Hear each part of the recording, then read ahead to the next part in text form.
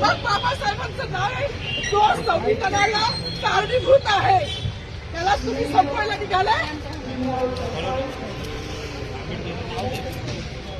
पालकमंत्र्यांची फार मोठी चूक आहे मॅडम, माफी मागणार नाही, पण पालकमंत्र्यांची उपद्रव घ्यावी.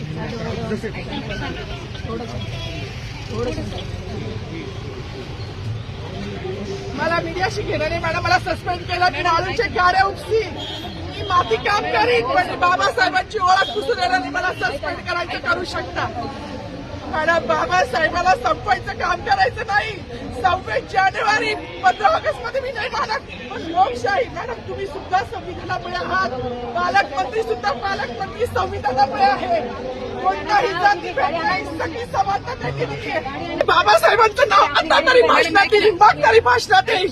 ज्या लोक संविधानाला लोकशाहीला कारणीभूत नाही त्यांची नावं वारंवार घेतली गेली, मग जो संविधानाला कारणीभूत आहे तो प्रजासत्ताक दिनाचा जो मानकरी आहे त्याचं नाव भाषणात का नाही.